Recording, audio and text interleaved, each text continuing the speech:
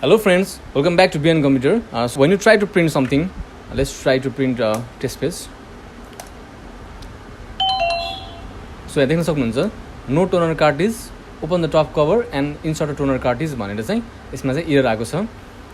So आजको भिडियोमा चाहिँ म तपाईँहरूलाई चाहिँ यस्तो इरर आयो भने चाहिँ तपाईँको जुन सेन्सरको प्रब्लमले आउने गर्दछ हैन. यो प्रिन्टरमा चाहिँ कार्ट्रिज चाहिँ छ अनि यहाँ देख्न सक्नुहुन्छ यहाँ प्रिन्टरमा चाहिँ कार्ट्रिज इन्स्टल छ. त्यही पनि यसमा चाहिँ नो टोनर कार्ट्रिज भनेर चाहिँ इरर आएको छ. कार्ट्रिज इन्सर्ट गर भनेर चाहिँ इरर आएको छ हैन. सो यो चाहिँ तपाईँको कार्ट्रिज सेन्सर हुन्छ. त्यो कार्ट्रिज सेन्सरको प्रब्लमले यस्तो इरर आउने गर्दछ. सो आजको भिडियोमा म तपाईँलाई चाहिँ यस्तो प्रब्लम आयो भने चाहिँ कसरी सल्भ गर्ने भनेर चाहिँ बताउन लागिरहेको छु. So here we go.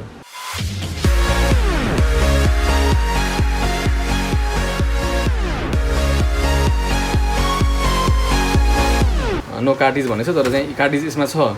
Actually तपाईँको कार्ट्रिज नभएर यो तपाईँको यहाँ एउटा सेन्सर छ. सेन्सरलाई अन अनि अफ गर्ने तपाईँको स्विच छ यहाँ. त्यसको प्रब्लमले गर्दा चाहिँ यस्तो इरर आउने गर्छ. सो त्यसको लागि फर्स्टमा चाहिँ यसको सबै आउटर कभरहरूलाई चाहिँ निकाल्नु पर्ने हुन्छ हैन. सो यसलाई चाहिँ तपाईँको यो आउटपुट ट्रेलाई यसरी फोल्ड गर्ने हैन. यतातिर फेरि बन्द गर्न लाग्ने तर चाहिँ हातमा अड्काउने यसरी चाहिँ अनि बेन्ड गर्ने निस्किन्छ. यो यसरी मिलाएर निकाल्नुपर्छ नत्र भने यो लकहरू चाहिँ भाँचिन सक्छ हैन. त्यसपछि यहाँ दुईवटा स्क्रु छ हैन. दुईवटा स्क्रु छ र यहाँ पनि तपाईँको दुईवटा स्क्रु हुन्छ हैन. यहाँ र यहाँ. सो यसलाई चाहिँ निकाल्नु पर्ने हुन्छ. सो फर्स्टमा चाहिँ यो कार्ट्रिजलाई पनि यसरी निकालेर साइडमा राखिदिनुहोस्.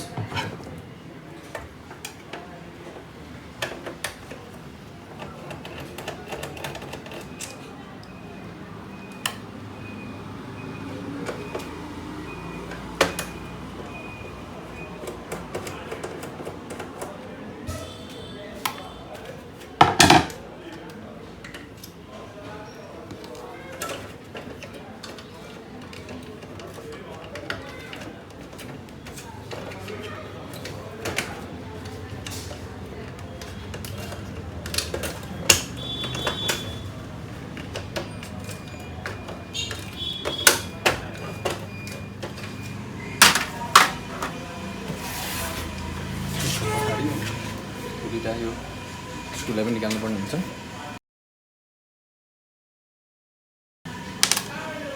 पछाडिको चाहिँ अलि ठुलो हुन्छ स्क्रु हैन एज कम्पेयर टु फ्रन्ट. यति गर्नु भएपछि चाहिँ एउटा माइनस स्क्रु ड्राइभर पनि चाहिन्छ हैन. यसलाई चाहिँ यसरी साइड कभरलाई ठ्याक्कै यहाँनिर हुन्छ हैन. यसो गऱ्यो हातले समात्यो.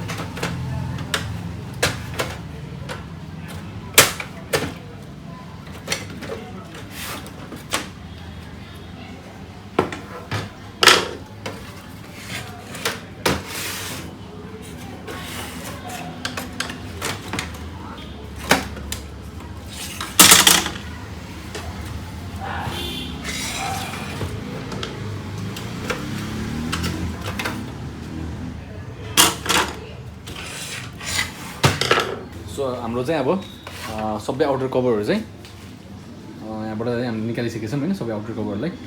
अब यो चाहिँ तपाईँको यो भित्रको इन्टरनल बडी पार्ट्स हो। यो चाहिँ तपाईँको कार्टिज सेन्सर हो भने पेपर जाम सेन्सरको स्विच चाहिँ यहाँ छ होइन। दुईवटा सेन्सर, यो कार्टिज सेन्सर हो भने यो चाहिँ तपाईँको पेपर जाम सेन्सर हो होइन। सो अहिले चाहिँ हाम्रो यसमा यहाँ देख्न सक्नुहुन्छ यहाँनिर चाहिँ तपाईँको यो लक निस्किएको छ यहाँ होइन। यो लक तपाईँको माथि गर्छ यो सेन्सर, त्यो भएर राम्रोसँग काम गरेको छैन अहिले सेन्सरले होइन। यो तपाईँको यो ठ्याक्कै निस्किएको छ, यो देख्न सक्नुहुन्छ यो चाहिँ तपाईँको ठ्याक्कै निस्किएको छ अहिले। त्यो भएर यसलाई चाहिँ हामीले अब यसरी यसलाई चाहिँ भित्र पसालिदिनुपर्छ होइन, भित्र पसालिदिनुपर्छ। अब बल्ल यो अब फिक्स भयो होइन। तपाईँको यो चाहिँ यस्तो बाहिर निस्किन्छ कहिले कार्टिज राख्ने बेलामा चाहिँ राम्रोसँग कार्टिज राख्ने बेलामा चाहिँ बडी यसमा प्रेसर बढी आउनाले तपाईँको चाहिँ यो ठ्याक्कै यहाँबाट निस्किएको हुन्छ होइन। यसलाई चाहिँ अब यति फिक्स गरिदिएपछि होइन, यसलाई चाहिँ तपाईँको यहाँ यति फिक्स गरेपछि चाहिँ यो चाहिँ सल्भ हुन्छ यो प्रब्लम चाहिँ होइन। अब बल्ल तपाईँको चाहिँ अगाडिबाट जुन यो सेन्सरको स्विच छ होइन, यो चाहिँ तपाईँको बल्ल अब राम्रोसँग यसले काम गर्छ। पहिला चाहिँ तपाईँको चाहिँ यता धक्कल दिँदाखेरि चाहिँ यताको यति भइरहेको थियो होइन, यताको यति भइरहेको थियो, अगाडि आउनु सकेको थिएन। कार्टिजले यसलाई धक्कल्ने काम गर्छ होइन। चाहिँ यताबाट यता आउनु नसकेको हुनाले तपाईँको चाहिँ यो कहिले यताको यतै कहिले उताको उतै हुने भएको भएर तपाईँको नो कार्टिज भन्ने प्रब्लम आइरहेको थियो होइन। सो चाहिँ हामीले यसरी चाहिँ यसलाई चाहिँ हामीले यसरी सल्भ गर्न सक्छौँ होइन। यसलाई चाहिँ एकचोटि चाहिँ सबै खोलेर गर्दा राम्रो हुन्छ। अब जब यसलाई खोलिसकेपछि चाहिँ एकचोटि चाहिँ यसलाई राम्रोसँग सफा गर्ने, यसको धुलो र अरू चाहिँ यो सबै धुन मिल्ने पार्ट्सहरूलाई चाहिँ धोएर हेर्नु सक्नुहुन्छ। धुलो कति धुलो छ होइन, यसलाई चाहिँ धोएर सुकाइदिनु भयो भने एकदम बेस्ट हुन्छ होइन। सो यसलाई चाहिँ हामीले चाहिँ फुल सर्भिसिङ गर्नुपर्ने हुन्छ होइन। सबै तपाईँको फोहोर छ होइन। त्यसपछि चाहिँ यहाँ देख्न सक्नुहुन्छ यहाँ बोर्डहरूमा पनि सबै यहाँ एकदमै डस्टहरू छ धेरै। यो फ्युजर युनिट हो भने यो पावर बोर्ड भयो। यतापट्टि तपाईँको यो यहाँनिर तपाईँको मेन बोर्ड हुन्छ होइन, मेन बोर्ड युएसबी बोर्ड, तपाईँको मेन बोर्ड हुन्छ यो बोर्ड होइन। तपाईँको युएसबी बोर्ड भने पनि लजिक बोर्ड भने पनि होइन, युएसबी बोर्ड यहाँबाट युएसबी लाग्छ होइन। सो अब चाहिँ हामी सबै यसको आउटर कभरलाई चाहिँ फिट गर्न लागिरहेको छौँ होइन। फर्स्टमा चाहिँ यसलाई फिट गर्नुपर्ने हुन्छ। त्यो तलपट्टिबाट यसरी मिलाउने,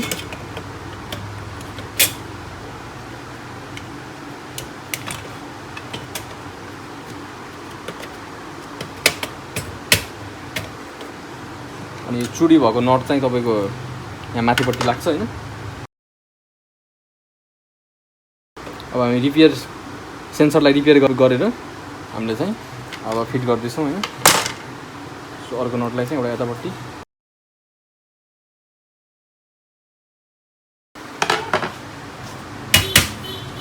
सेन्सरलाई ठ्याक्कैले कभर गर्छ। सो यति गरेपछि अब चाहिँ बाहिरको प्लास्टिक कभरहरूलाई हामीले फिट गर्नुपर्ने हुन्छ। सुन्नुहोस्, माथिको टप कभरलाई फिट गर्नुहोस् होइन।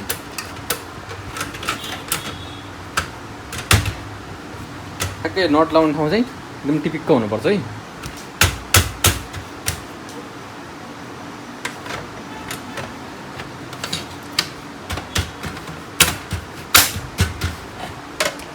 त्यसपछि चाहिँ साइड कभर लगाइदिनुहोस् होइन। ठ्याक्क कसरी फिट गर्नुहुन्छ त्यसलाई रिभर्स गर्ने।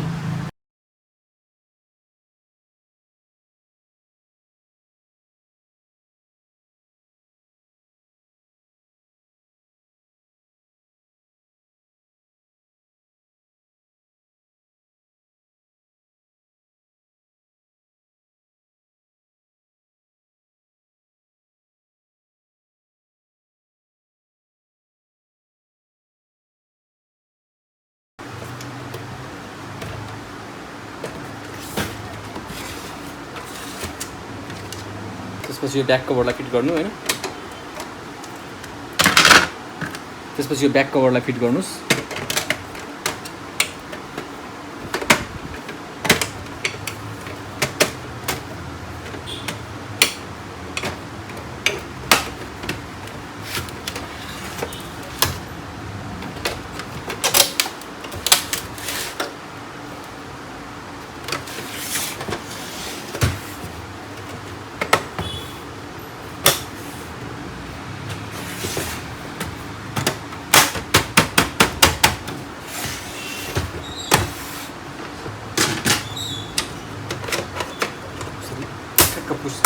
लक गरिदिनु होइन। यसलाई चाहिँ यो कालो लकलाई चाहिँ यसरी यहाँ अड्काइदिनुहोस् यसरी। यो चाहिँ तपाईँको यो प्लास्टिकको लकलाई चाहिँ यसरी यहाँ फिक्स गर्नुपर्ने हुन्छ।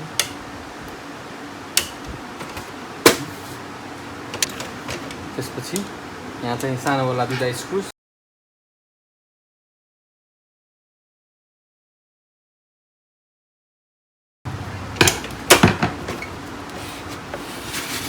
दुईटा ठुलो स्क्रुज,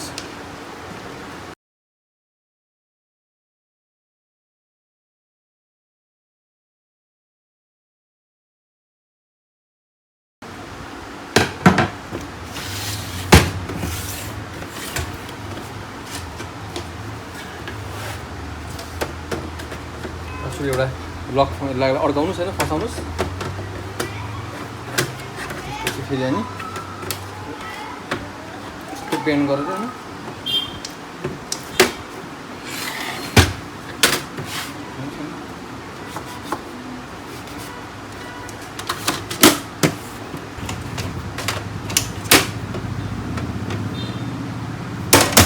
जे गर्नुभएको फिट गर्ने, जसरी खोल्दाखेरि कसरी खोल्नुहुन्छ होइन त्यसैलाई ठ्याक्क फिट गर्ने बेलामा चाहिँ त्यसलाई त्यही प्रोसेसलाई रिभर्स गर्ने हो। सो यसरी चाहिँ हामीले चाहिँ जुन नो कार्टिज भनेर यो जुन समस्या आइरहेको छ, जुन प्रब्लम आइरहेको छ त्यसलाई चाहिँ हामीले यसरी सल्भ गर्न सक्छौँ।